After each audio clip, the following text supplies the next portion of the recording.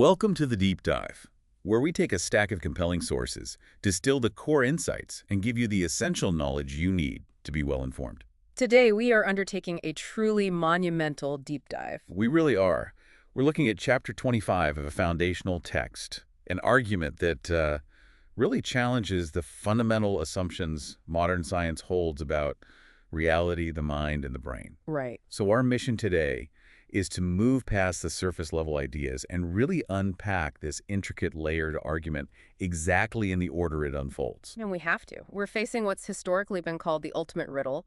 The relationship between, mental and physical events is staggering. It really is. The philosopher Thomas Nagel reminds us that the mere existence of consciousness is both, quote, one of the most familiar and one of the most astounding things about the world. Astounding. It feels like it shouldn't be here, but it is. It is. And William James felt that so acutely. He argued that mental and physical events present the strongest contrast in the entire field of being. He talked about this profound chasm that just yawns between them. It's a gap that the mind finds less easy to bridge than, well, any other interval we know. And that question just persists, doesn't it? It does. What is the nature of the relationship between the brain and the mind? And our deep dive today suggests that this simple, popular materialist answer, Which is? that the brain merely creates the mind, it suggests that answer is almost certainly incorrect. So we have to explore other possibilities, things that integrate, physics, philosophy, and neuroscience to get to a much more nuanced and, frankly, a much more radical understanding of what both matter and consciousness truly are. Okay, let's unpack this opening premise then. Right. We have to start by acknowledging the really strong evidence that supports an intimate relationship between brain activity and our mental states. Nobody disputes that. No, not at all. I mean, Lucretius, over 2,000 years ago, he cataloged the core observations that still anchor the materialist view today. And they're powerful observations. They are. Things like, mental faculties mature and then they degenerate with age. Right. Or how alcohol or drugs can dramatically alter our experience. Or brain injuries, head trauma, epilepsy. They fundamentally change consciousness. And memory. It just seems like it has to be stored structurally, somewhere in the brain. All of this evidence is undeniable, and for most people, it leads them straight to what the source calls the emissive option. The belief that the mind is just a secretion, a product of matter. Exactly. The brain gives rise to consciousness. And in an era of fMRI and EEG scans where we can see the brain light up with every thought and feeling, well, that conclusion seems almost impossible to challenge.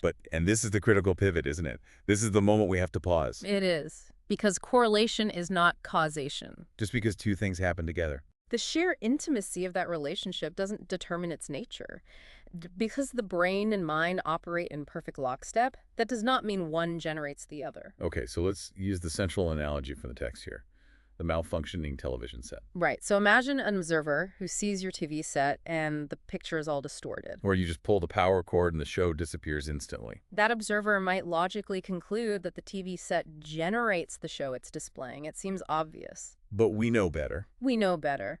An engineer knows the TV is only transmitting a signal that comes from somewhere else. The distortion, the brain pathology, it only proves transmission. It doesn't prove generation. That distinction is just. Yeah. It's profound.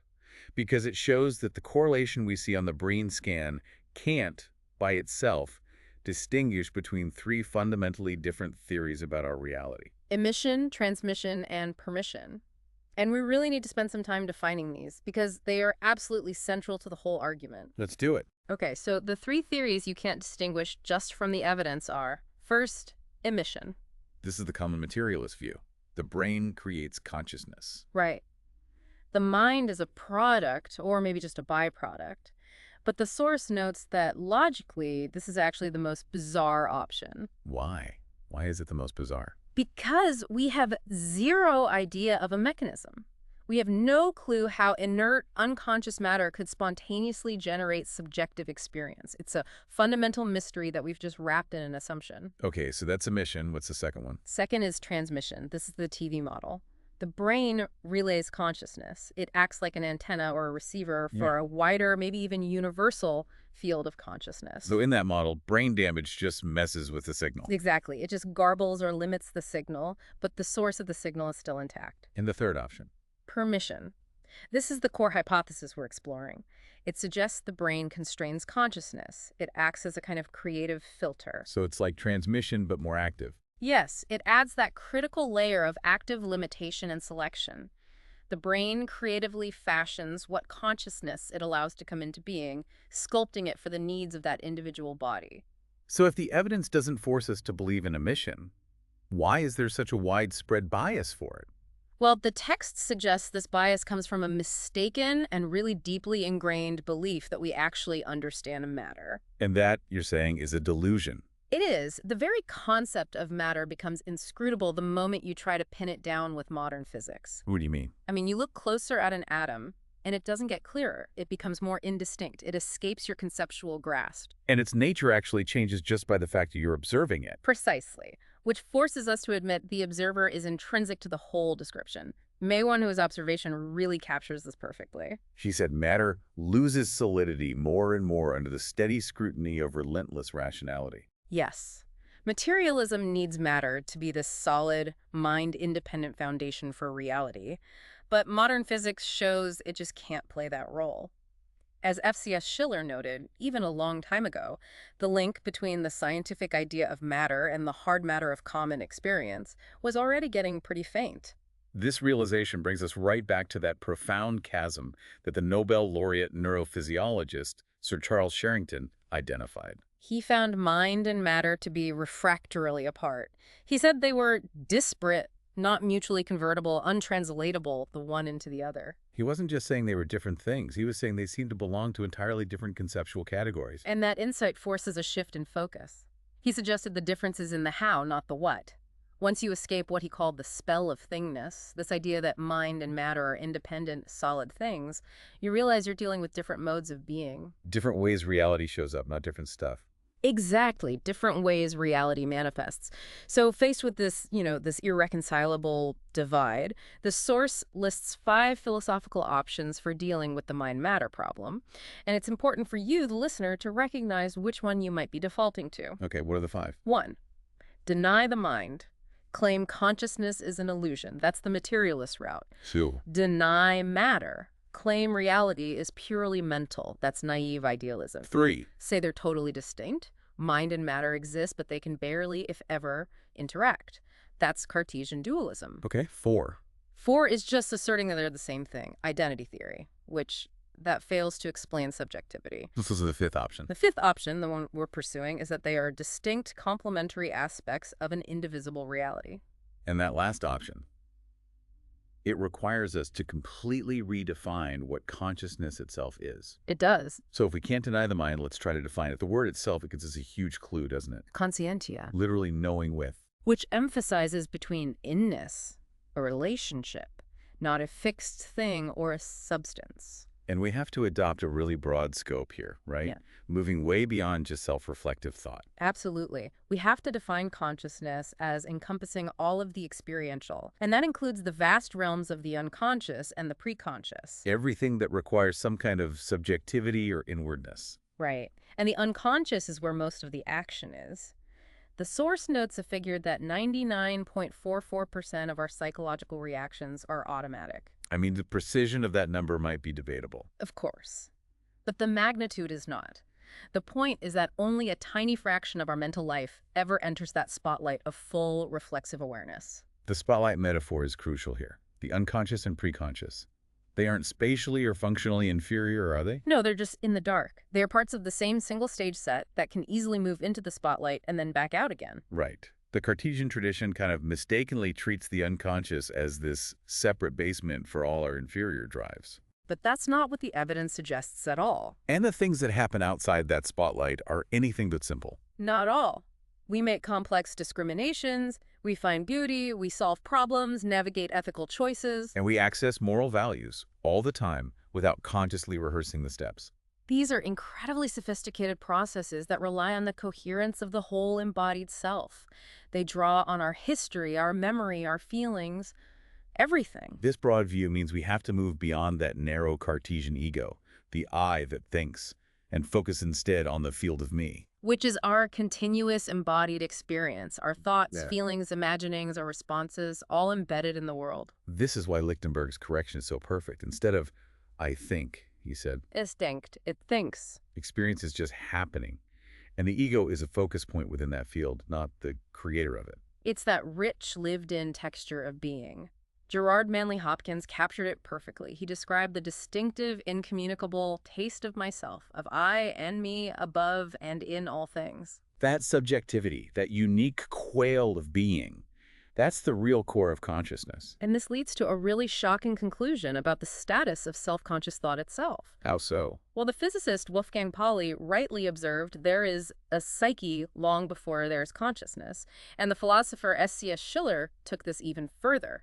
He argued that explicit cognitive activity, the making of judgments, what we call thinking, is actually a relatively rare incident in the continuous stream of our mental life. A rare incident. We're taught that reflexive thought is the absolute apex of human evolution. Right. But Schiller presents this radical idea that this cognitive activity is potentially a somewhat regrettable lapse, not the height of being. Regrettable. Why on earth would it be regrettable? Because it's inefficient. Schiller critiques this rationalist desire for us to be thinking all the time. He suggests that a life guided by habit, instinct, and impulse is often so smooth and efficient that self-conscious thought is actually an abnormality that springs from a disturbance. Exactly. It only becomes biologically necessary when the instinctual response fails, when we hit a snag. That makes complete sense from an evolutionary perspective. The philosopher Whitehead observed that operations of thought are like cavalry charges. Strictly limited in number, only used at decisive moments. And as William James noted, consciousness deserts processes where it's no longer of use. Once you learn a skill, once it becomes a habit, the process becomes intuitive. It frees up that limited bandwidth of reflective awareness. And we know this from research into decision-making. Studies show that when decisions require you to integrate many sources of complex, multi-layered information, those decisions are often demonstrably better if you make them unconsciously. So conscious deliberation can actually get in the way. It often interferes with the necessary integration process. It can lead to a less optimal outcome. The experiential field is vast, and the conscious mind is really just its editor for immediate practical action. Okay, so if consciousness is this vast, rich, and fundamental experiential field, the first thing any materialist philosophy tries to do is dismiss it. Right, call it an illusion, the so-called hard problem of consciousness. The text frames this as the self-exploding denial. It's the least coherent option. I mean, to claim consciousness is an illusion is self-contradictory. Because an illusion requires a consciousness in which that illusion can occur. The denier is standing in the very experiential field they're trying to deny. You have to follow the insight of the analytical philosopher Galen Strawson here. He argues that experience is the fundamental given natural fact. There is nothing more certain in your life right now than the fact that you are having an experience. Denying this, he says, is the strangest thing that has ever happened in the whole history of human thought. And Strawson highlights why this denial is logically impossible. When it comes to experience, you can't open up that famous "it seems" gap.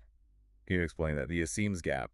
Sure, if a rock seems heavy, it may not actually be heavy. The it seems gap is open. But if it seems like you're having a subjective experience, if it seems like there is the phenomenology of a sunset, then there is phenomenology. The experiential fact is self-validating. So if consciousness is the fundamental given fact, it follows, as Erwin Schrödinger argued, that it can't be reduced to anything else. He said, consciousness cannot be accounted for in physical terms, for consciousness is absolutely fundamental. We know the experiential directly. We assume the non-experiential matter only indirectly from our experience. And this leads to Strawson's really shocking but logically sound conclusion. Which is? There is zero observational evidence for the existence of any non-experiential concrete reality. Wow. Zero. Zero. The modern anti-naturalistic naturalism, the kind that demands consciousness be explained by matter, is based on a conviction. An anthropomorphism in reverse. We assume that since a mountain doesn't mow the lawn, it can't have awareness. We project inertness onto reality based on a narrow third-person observation. And that conviction utterly fails when we try to force reductionism. We often hear the analogy of trying to explain liquidity from H2O molecules. Right. H2O has structural features. polarity, bonding potential, that logically explain why it's liquid at certain temperatures. But matter, as we conventionally conceive of it, has no features whatsoever to explain consciousness. So if you claim that inert matter just does give rise to subjective experience, You've committed to brute emergence. And brute emergence, by definition, is a miracle every time it occurs. It's an admission of philosophical defeat masquerading as scientific certainty. we need to maintain continuity, especially in evolution. William James demanded that in any philosophy, the appearance of consciousness cannot be an eruption into the universe of a new nature. If evolution is continuous, then consciousness, in some shape, however small, must have been present at the very origin of things. This is the midshipman easy problem. Right. The Midshipman Easy problem, named after a fictional sailor trying to figure out the exact moment a cannonball stops going forward and starts going backward, highlights the impossibility of locating that precise moment in a continuous change. And applied to evolution. If matter is mindless and a human is not, you can't point to a single non-miraculous moment where mind just brutally erupts from nothingness. It has to have been continuous, and that's why searching for a molecular explanation for consciousness is ultimately a category mistake. The neurophysiologist Gunther Stent noted that the physiological processes involved in private experience will look quite ordinary workaday reactions. No more and no less fascinating than what happens in, say, the liver. The mechanism will look ordinary because the essence isn't mechanical. This realization has led to a remarkable consensus among Nobel laureates and other distinguished thinkers. V.S. Ramachandran and Colin Blakemore concluded that consciousness, like gravity, mass, and charge, may be one of the irreducible properties of the universe for which no further account is possible. And this perspective comes straight from the highest echelons of physics. Bohr, Heisenberg, von Neumann. They were all convinced that the concepts of conventional physics were insufficient. Adam Frank says we have to entertain the radical possibility that some rudimentary form of consciousness must be added to the list of things, such as mass or electric charge, that the world is built of. The point here is that this is not New Age speculation. No. This is the logical, necessary conclusion drawn by the people who studied matter most deeply. So we can't deny consciousness, and we now recognize that the materialist foundation for reality is, well, it's shaky. Very shaky. So we have to confront matter directly. The text argues that matter itself is an abstraction which no one has ever seen. We only experience elements of the world, color, texture, weight, resistance, and we attribute the quality of being material to them within our own consciousness. Right. The concept of matter substitutes a static idea, a thing, for a dynamic process, an experience. Bohr said that isolated material particles are abstractions. Their properties are only definable through interaction. So materialism is trying to derive the one thing we undeniably know experience from an unknown, increasingly unstable abstraction, which is matter. And the philosopher Schiller saw this coming decades ago. He called matter a metaphysical fiction designed to provide forces with a vehicle, even though energy doesn't need a substratum to exist. And Adam Frank confirms this today. Matter remains mysterious, just as mind remains mysterious. So to classify consciousness as a material problem is simply to admit it remains unexplained. And we can't escape the undeniable role of the observer. Materialism relies on a mind-independent reality. But Paul Davies says flatly, you can't do away with the observer, and that's a fact. Any theory of mind that depends on matter, which in turn depends on a mind to be observed, well, it can't provide the solid ground that materialists are so desperate for. Given all that, we have to adopt a more inclusive framework. Physicalism, as defined by Strawson. And this is not the denial of matter, it's the recognition of a reality that incorporates both mind and matter. Not as an antithetical divide, but as parts of a whole. Right. Physics can only characterize the structure of reality, how it behaves, but it is inherently silent on its intrinsic nature. Which is experience. Which is experience. And this leads to the source's proposition about what matter's function is. If it's not the generative foundation, then what is it? And the idea is that matter appears to be an element within consciousness. Right. An element that provides the necessary resistance for creation and for persistence, which gives form. We are like the ship of Theseus. Our material components are constantly changing, but our conformation, our form persists. That gives us individuality over time. If mind and matter are just aspects of one reality, then we can throw out that old Cartesian interaction problem. The philosophical nightmare of how the immaterial mind could possibly affect the physical brain. Which modern physics confirms happens constantly at the most fundamental levels anyway. And if they're aspects, they might be phases. Consider the phase analogy. Ice and water. Exactly. Ice and water are the same entity, H2O, but they behave radically differently. Ice is opaque and rigid. Water is fluid and transparent. Could matter simply be a rigid, opaque phase of a deeper reality we call consciousness? This is exactly what led the founders of quantum mechanics to the principle of complementarity. We need to spend a minute on this because it's often misinterpreted. Okay, so in quantum physics, complementarity means you need two mutually exclusive descriptions, like wave and particle, to fully characterize an entity. Even though you can only measure one of those properties at a time. Right. And Bohr, Pauli, and von Weizsäcker extended this idea far beyond light. They suggested that the mental and the material domains are complementary aspects of the same reality. So reality is neither purely psychic nor purely physical. But it requires both descriptions simultaneously to be fully understood, even though our limited human knowledge forces us to focus on one distinct mode at a time. And they noted this duality runs throughout human knowledge. There's a fascinating cultural contrast here, isn't there? Oh yes. The Japanese physicist Hideki Yukawa suggested that complementarity was obvious to Japanese thinkers because they had not been corrupted by Aristotle or Plato. Who established that strict, dualistic, either logical framework that dominates Western thought. The conclusion, then, is that we live in a participatory universe. Heisenberg summarized this when he said, "Natural science does not simply describe and explain nature, it is a part of the interplay between nature and ourselves." The sharp separation between the objective world and the subjective I is impossible. We are both onlookers and actors, as Bohr put it. The world we know is inextricably the world as we know it. The very act of observing, of paying attention, shapes what is revealed. So we've established that mind and matter are complementary aspects of one reality, but are they equal? The source material argues they are not. There's a crucial asymmetry of priority. This is the consciousness first view, and it is shockingly supported by the foundational architects of 20th century physics. It is. When Max Planck, the originator of quantum theory, was asked if consciousness could be explained in terms of matter, he gave one of the most famous replies in the history of science. He said, "I regard consciousness as fundamental. I regard matter as derivative from consciousness." And Planck elaborated. After exploring the atom, he said, "There is no matter as such."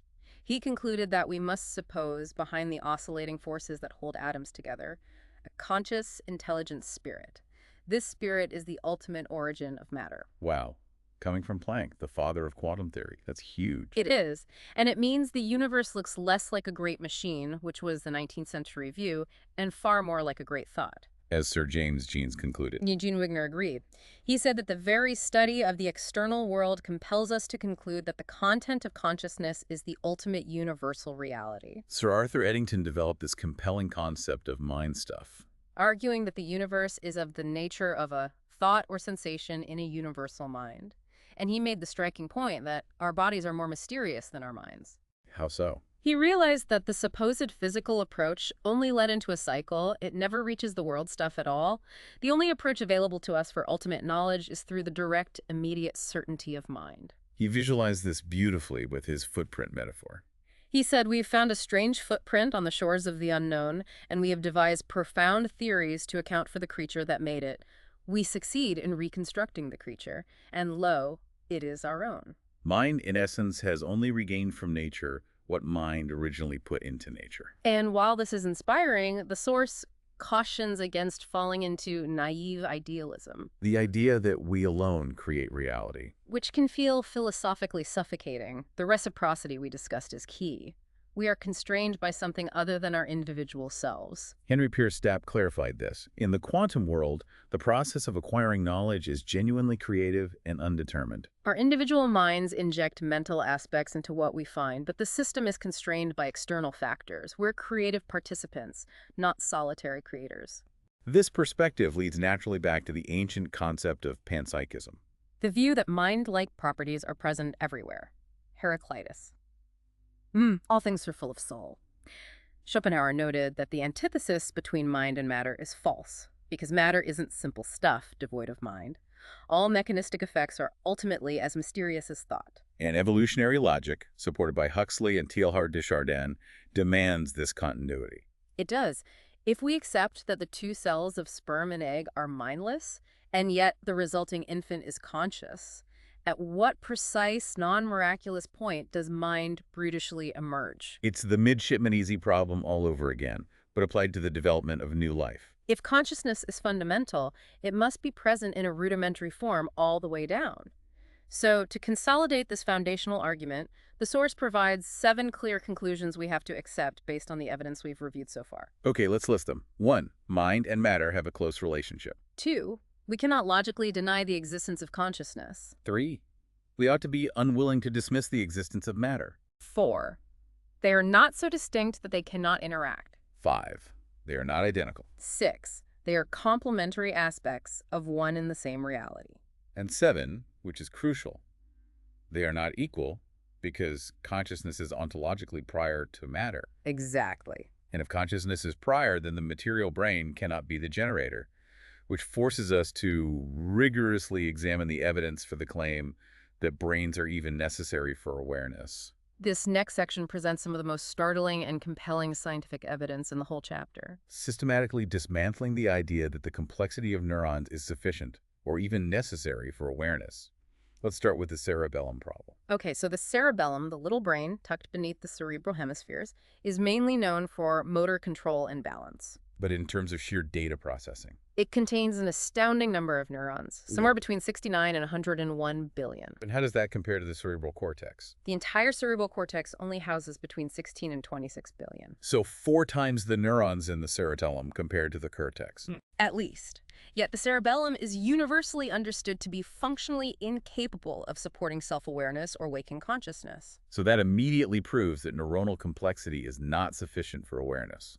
Not at all. Now let's see if a cortex is even necessary. We have to turn to the famous Lorbelouan cases of hydranencephaly. This is where the cerebral hemispheres are largely absent or replaced by fluid. Yes.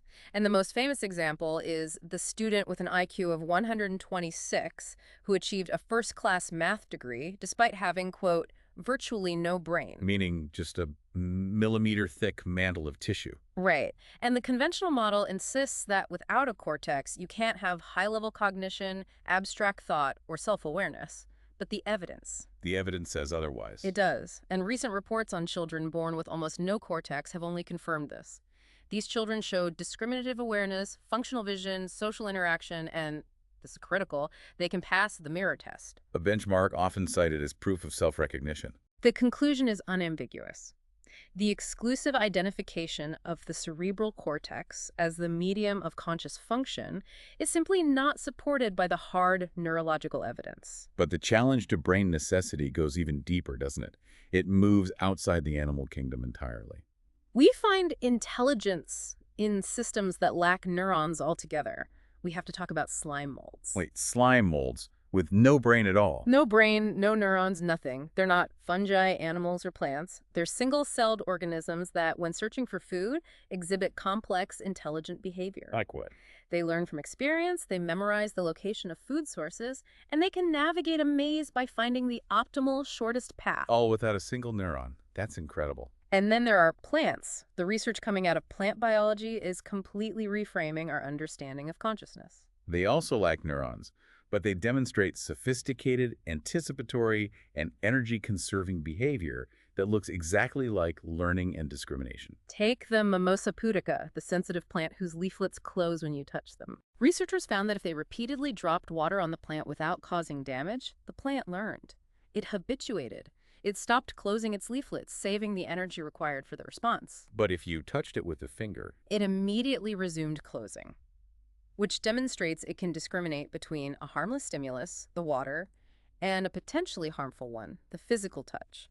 and there's an even more complex example with pea plants. Yes, they were shown to make utterly new connections, learning to predict the location of light based on a completely unrelated airstream. That's a highly flexible, goal-directed, and anticipatory behavior. It requires integrating 2 totally disparate sensory inputs. Plant biologists like Monica Gagliano describe this as life wisdom and conclude that plants actually think and remember. They suggest they possess phronesis, practical wisdom or thought, just as Empedocles suggested millennia ago. So if consciousness means with knowledge, the evidence suggests plants fit the bill perfectly. Gagliano concludes that brains are just one possible, undeniably sophisticated solution, but they may not be a necessary requirement for learning. This forces us to reevaluate intelligence across the board. Darwin noted that earthworms, when solving problems, act in nearly the same manner as would a man. And just consider the spectacular cognitive performance of creatures without a human neocortex. Like corvids, crows, and ravens. They perform high-level cognition, they can plan up to 8 steps in advance, they can barter, they can solve complex multi-tool problems.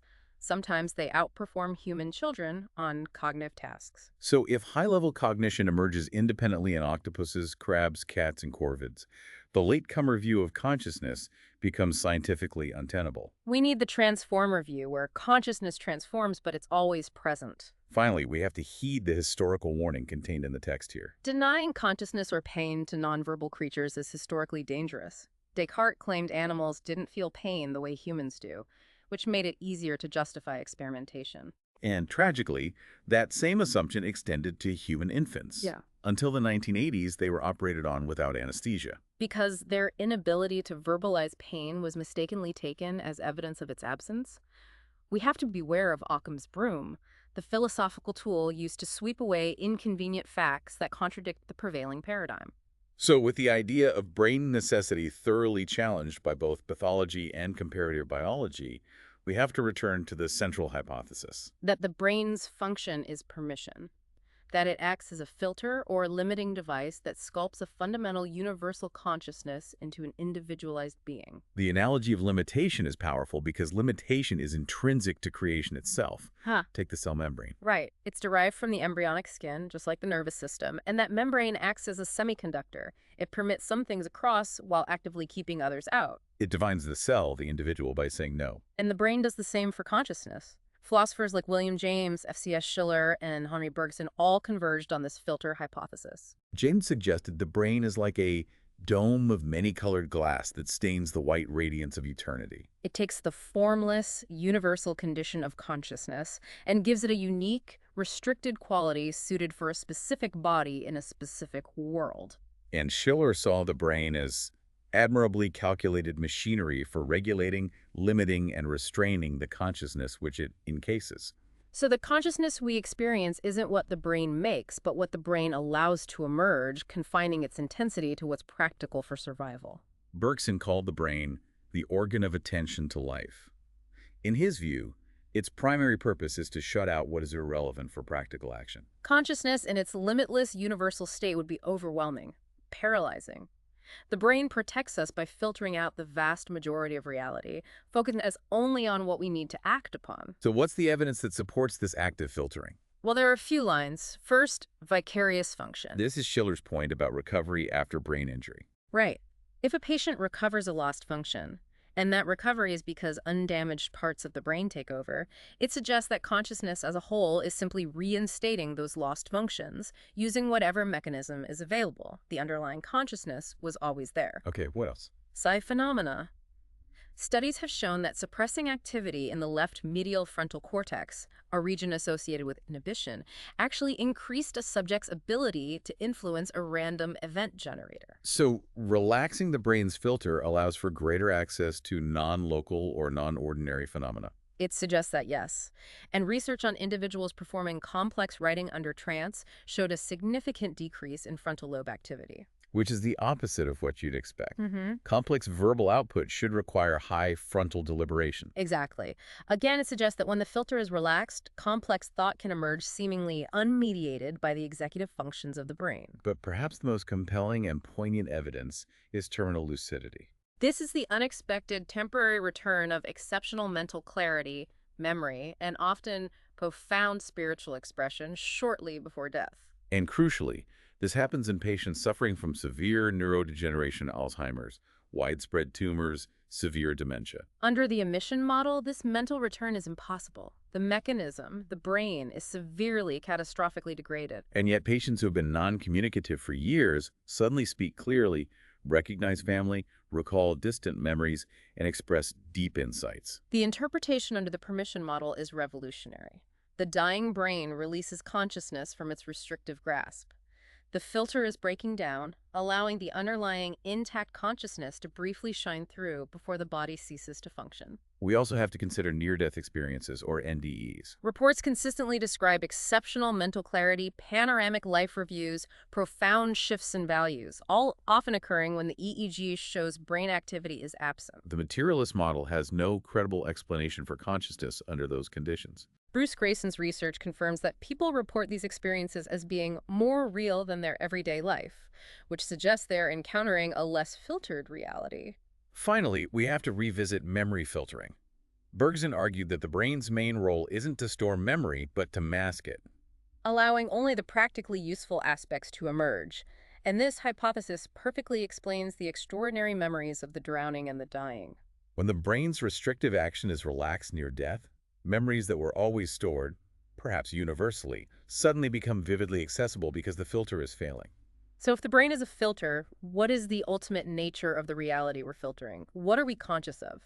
We have to adhere to Galen Strawson's realism. Which says the objects of consciousness are exactly what they seem to be, not representations inside a closed mind. Our pre-philosophical understanding of experience, the smell of rain, the warmth of the sun, is entirely correct. And taking this further, Donald Hoffman, a conscious realist, argues that conscious experiences, the real feeling of pain, the taste of chocolate, are ontological primitives. They are the fundamental, irreducible nature of reality itself. We have to accept experience as the ultimate stuff of existence. With that foundation, we can finally address that profound question of purpose. What is consciousness for? And we return to Schelling's concept of Weltseele, the world soul, the primordial conscious energy flow. This universal flow encounters resistance, an asymmetry, and that resistance creates a vortex. Which is how individual consciousness arises. That seems very abstract. If the universal consciousness is limitless, why bother creating individual constrained vortices? Because the individual consciousness achieves an expression of the Weltseele. The ultimate overarching purpose is for the conscious ground of existence to come to know itself. As Julian Huxley noted, man is that part of reality in which and through which the cosmic process has become conscious and has begun to comprehend itself. This reframes the entire purpose discussion. We shouldn't ask what consciousness is to our purpose. Instead, we must realize that we are to the purpose of consciousness. We are the universe's way of achieving self-knowledge. And this model also resolves that enduring riddle of fine-tuning. The conventional model sees the exquisite calibration of cosmological constants, gravity, nuclear forces, the mass of the electron, as a vanishingly improbable coincidence. But if the material cosmos is an emanation of a grounding consciousness, it will naturally contain the necessary, elegantly structured conditions, order, beauty, intelligibility, as an expected feature of its origin. Not as an inexplicable accident. This brings us back to purpose and the danger of defining it externally. Right. Schelling rejected the notion of an extrinsic watchmaker god or a life force that has to be added because this denies the intrinsic creative potential of nature, of the ground of being. Intrinsic purpose is fulfilled by the mere being of a thing. A flower fulfills its purpose just by blooming.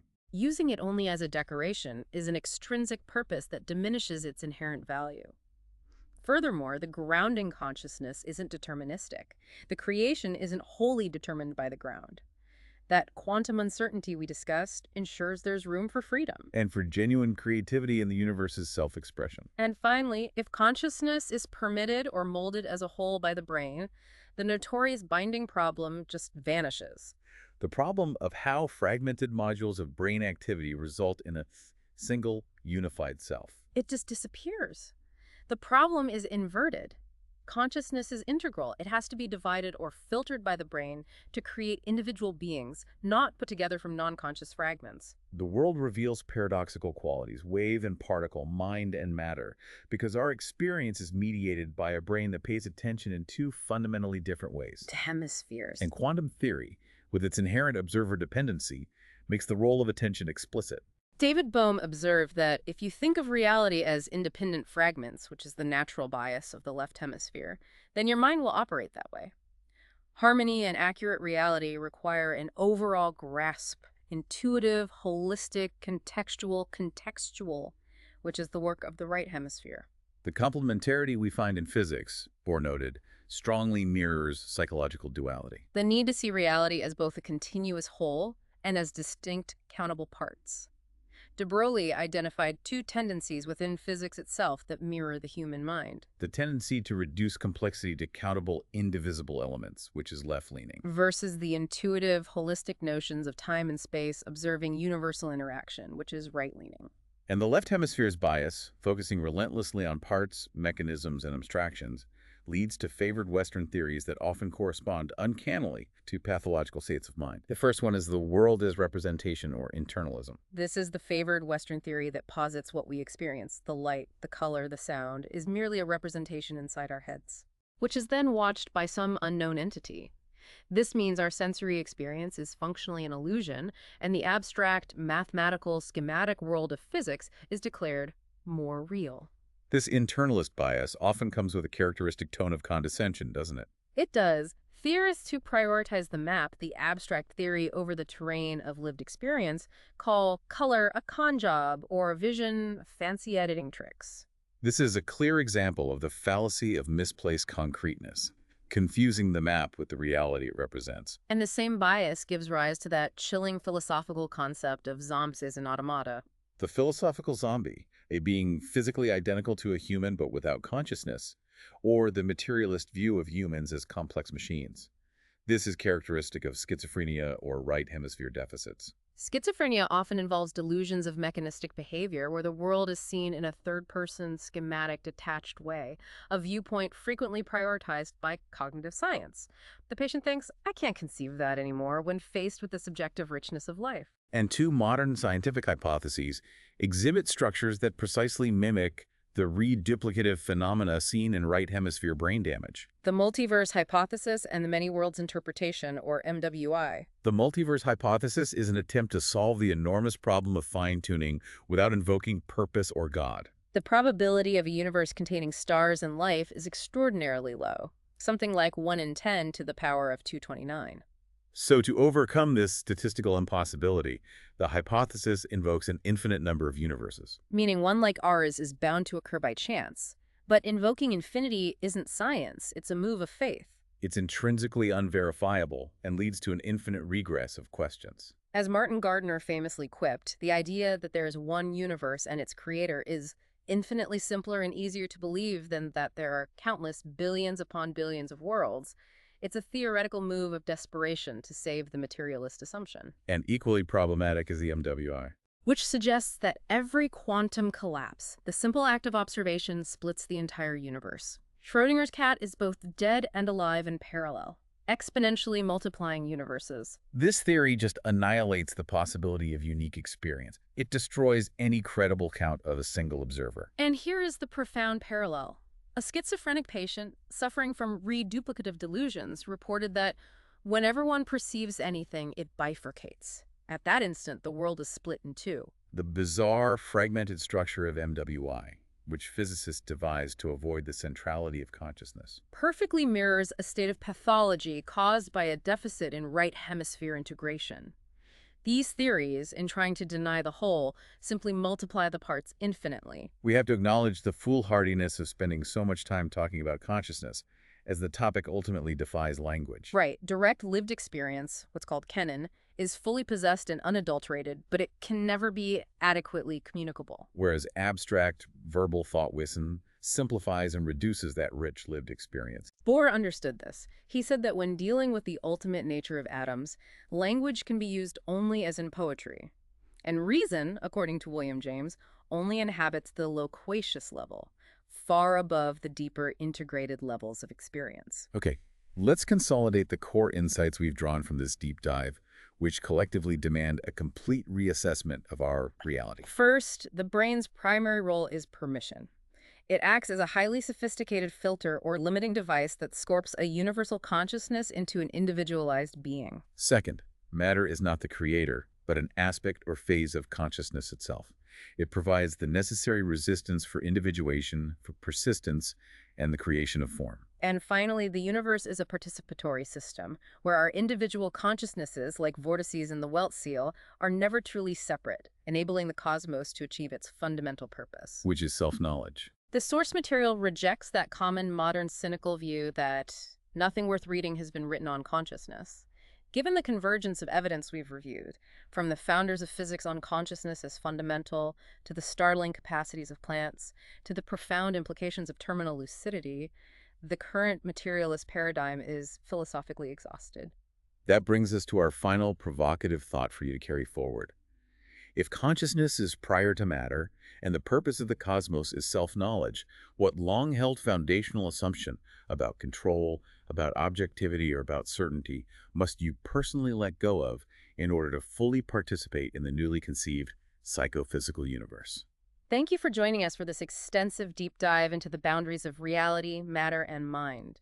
We hope this has equipped you not just with knowledge, but with a profoundly new perspective. A warm thank you from the Last Minute Lecture team.